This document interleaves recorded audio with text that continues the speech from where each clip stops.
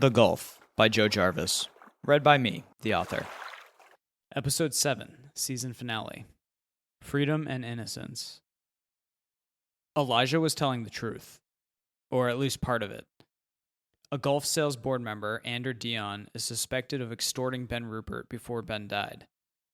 As soon as the new year hit, news broke.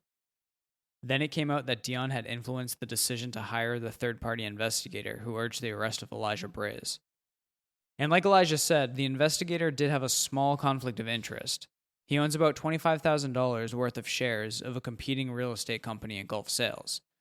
Elijah is clearly a sexual predator, but maybe he's not a murderer. Nevertheless, he's still here on the island, and I've woken up in a cold sweat more than once after nightmares I don't want to repeat.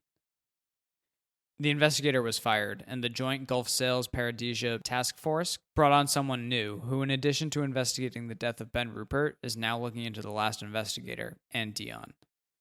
Andrew Dion resigned his position on the board, but says it was just because he would be a distraction. He says the decision to hire the investigator was based on merit, and that the conflict of interest is a small one, almost impossible to avoid given the number of industries Elijah is involved in. He claims he's innocent of everything, including extortion of Ben Rupert, and that the media is just spinning the facts to make him look bad. Plus, the revitalized task force insists it still has enough evidence to convict Elijah. Francesco, the leader of Paradisia, where Gulf Sales is docked, says that he can't trust Gulf Sales anymore and insists they leave port within a week. Gulf Sales will be leaving a number of platforms behind, people who defected and will now stay docked at Paradisia permanently. It's like a ghost town, Marjorie tells me, when I finally wish her a happy new year on January 3rd.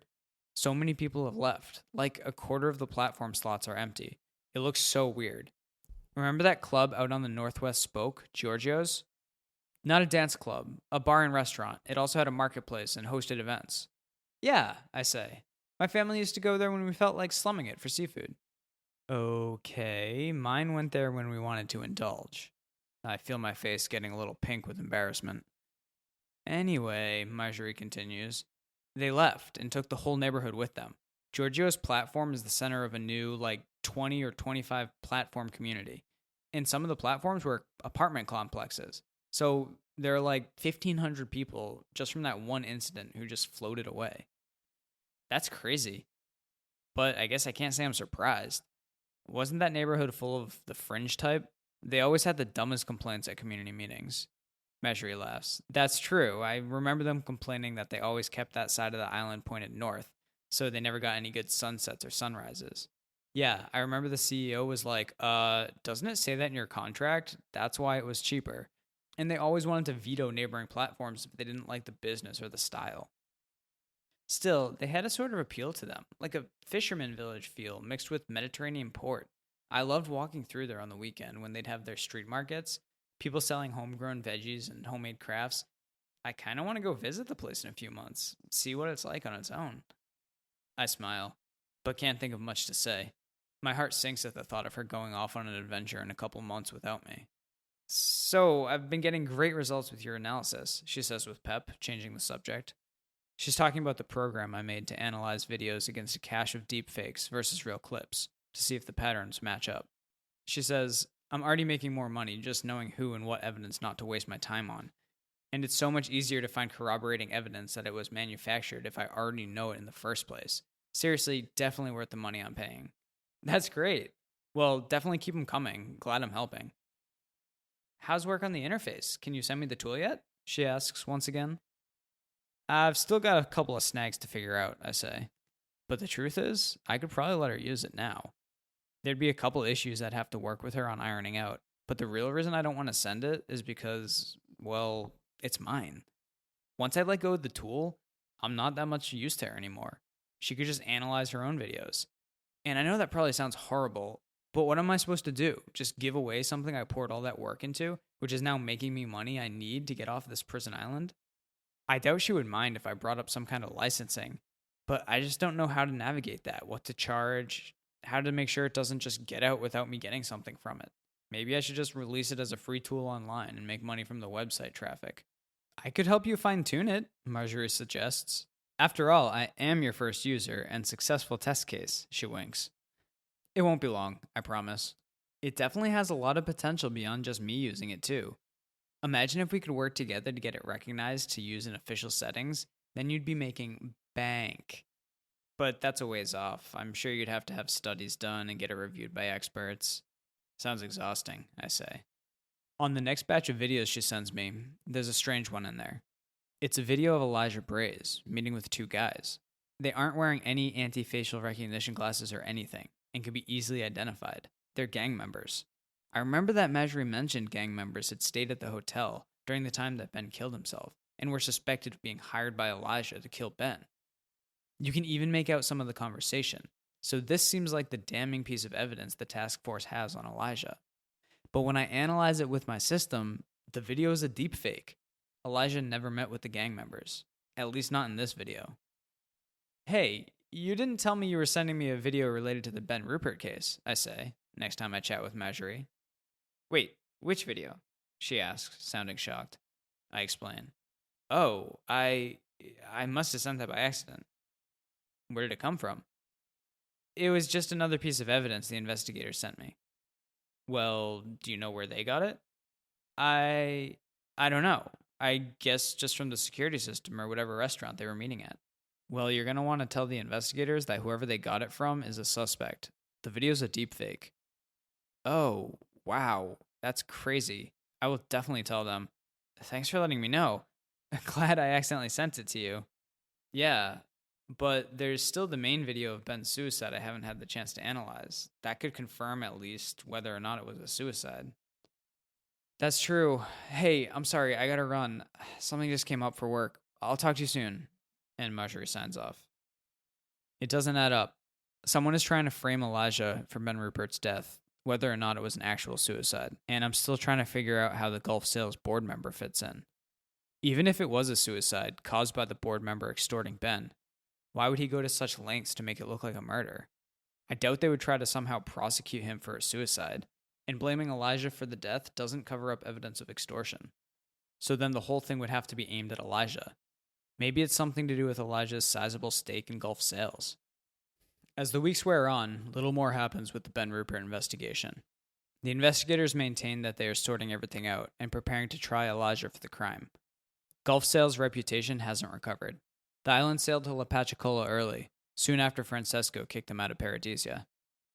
And Francesco still maintains that Elijah is being falsely prosecuted. In fact, he's the main relentless voice hammering away at Gulf Sales for being corrupt. And Gulf Sales doesn't have any one singular cult personality to counter his voice. Elijah was the biggest personality on the island, had the most celebrity. And the Gulf Sales CEO just isn't a showy guy. So right now, Francesco is winning the battle of public opinion. I didn't get it at first, why Francesco would want to part ways with one of Paradisia's biggest moneymakers of the year. But seeing the results now, it's starting to make sense. He keeps preaching that Gulf Sales is greedy and toxic, and that people need a simpler, less money-focused way of life. They can opt out of the rat race by living in or off the coast of Paradisia. His numbers are swelling, and he doesn't need to rely on Gulf Sales anymore to subsidize his society. Now it's standalone, with less counterparty risk, and his power has increased. A few weeks after the new year, Crenshaw pulls me aside and asks if I've had any more trouble with Elijah.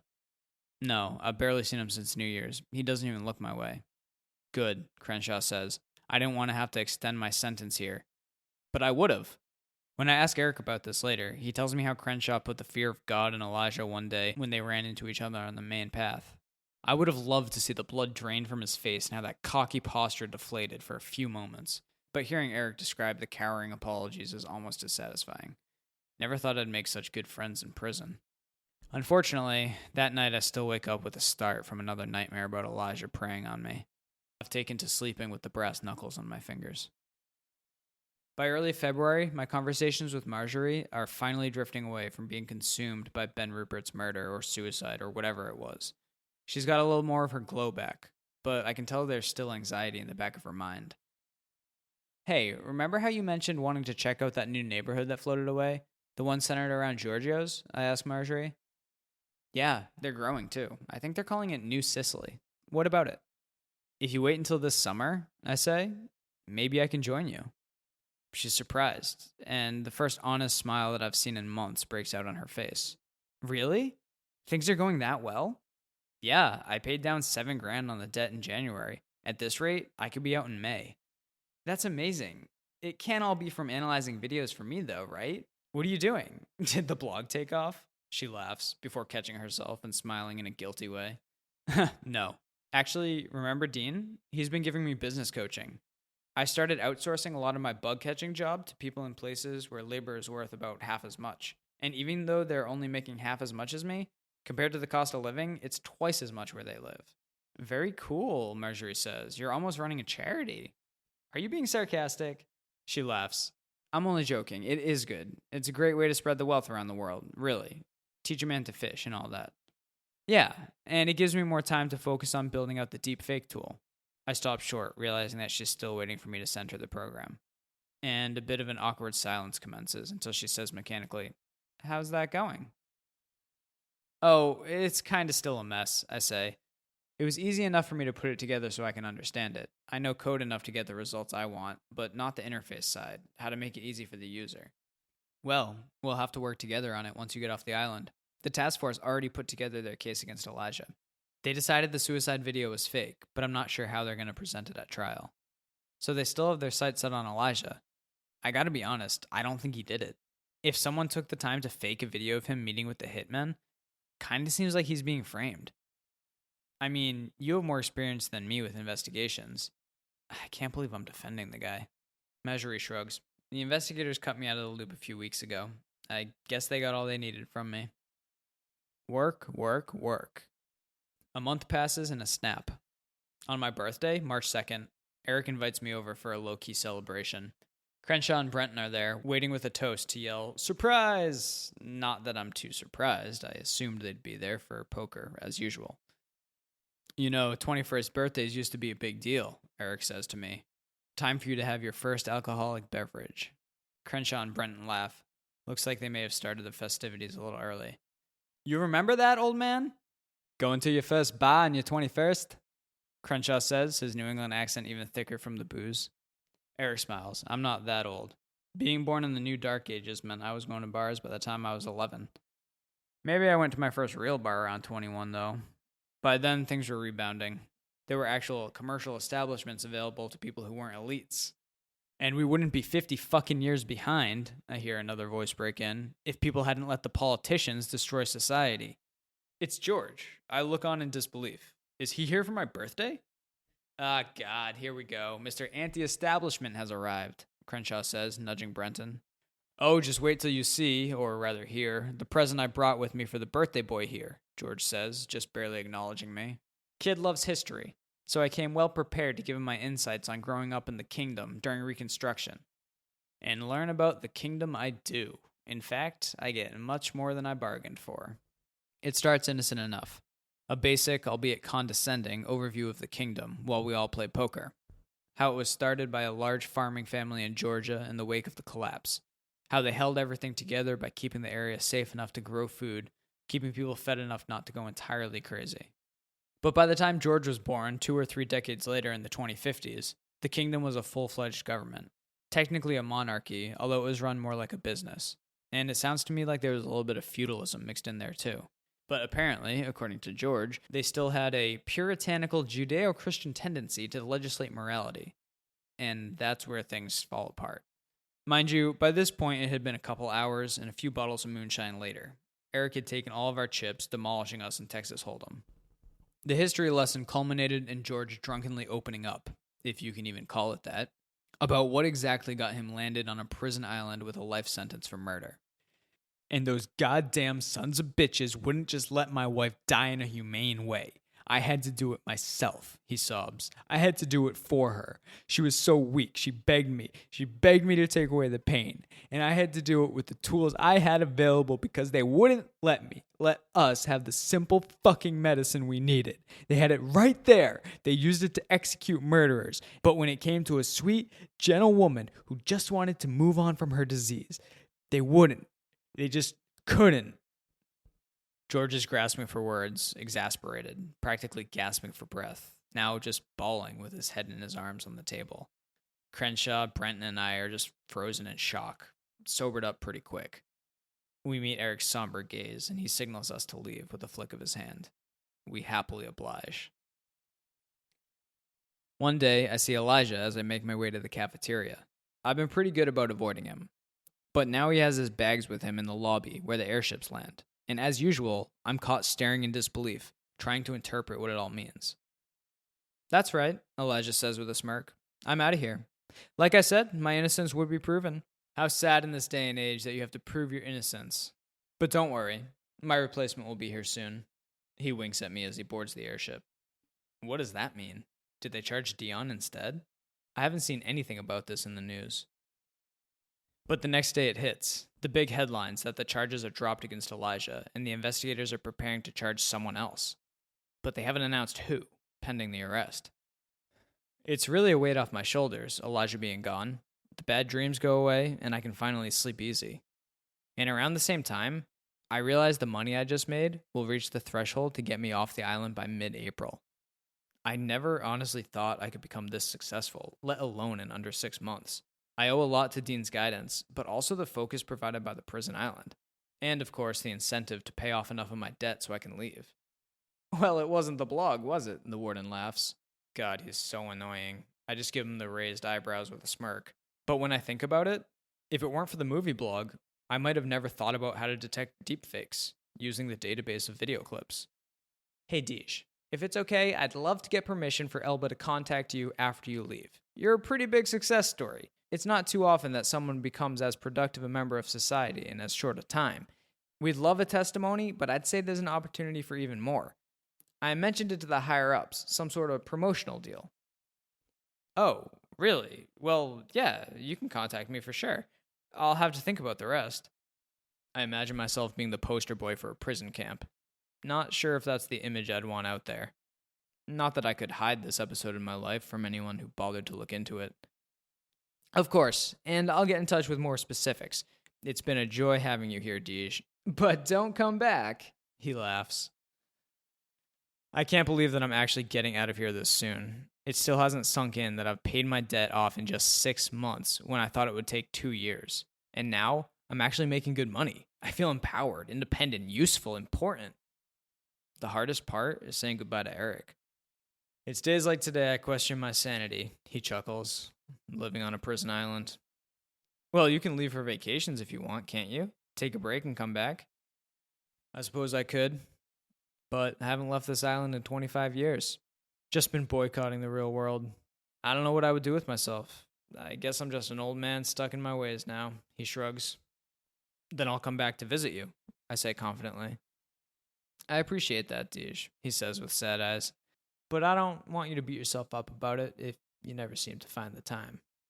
I scoff. Come on, Eric. Of course I'll be able to find the time. He pats me on the back. Redigio, it's been great spending time with you these last few months. I don't think my evening conversations will be quite as intellectually stimulating without you. I'd never really thought of myself as an intellectual before. As I'm walking down with my things all packed, I pass George's cabin. He's outside, as usual, working in the garden. He stands up and walks over to his wall and looks at me. I stop. Stand. Stare. Wait. We're cousins, he says. Your dad and I are cousins. Then he turns around and resumes what he was doing. I just laugh. Hey, I might still hit you up online for another history lesson, I say. At your own peril, he replies without looking up. Down by the docks, I see the airship approaching from the bay. I look around and breathe in the air, taking in the beauty of the shimmering green hillside. I still can't believe this is what a prison island looks like. There's a salty breeze and a soft sound of water lapping at the shore. And those birds, I never did figure out what kind they are, or where they came from. I board the airship that'll take me off the island. To my shock, Marjorie is on board. I'm baffled. She came all this way just to fly back with me? But no, she's sitting in the prisoner section. She's waiting to be transported to the women's prison island en route to drop me back off at Gulf Sales. I didn't know how to tell you, she says, her eyes dissolving into tears. But it's not what you'll hear. Believe me, it's not what they'll say about me. What is it? I don't understand. But amid the sinking feeling in my chest, I'm starting to make sense of it. Redigio, you have to listen to me and believe me. Whatever part I played in this murder was entirely by accident. I helped them, but I didn't know what I was doing. They used me. She breaks down into tears. I want to comfort her for the remainder of the short flight, but they forced me to sit in the visitor section since I'm no longer a prisoner. All I can do is watch her cry from a distance and think about what this means. The realizations are washing over me. The deepfakes, my analysis tool, the suicide. Touchdown, doors open, eyes meet. As the guards lead Marjorie off, I run after her. She turns and reaches for me. But we're torn apart.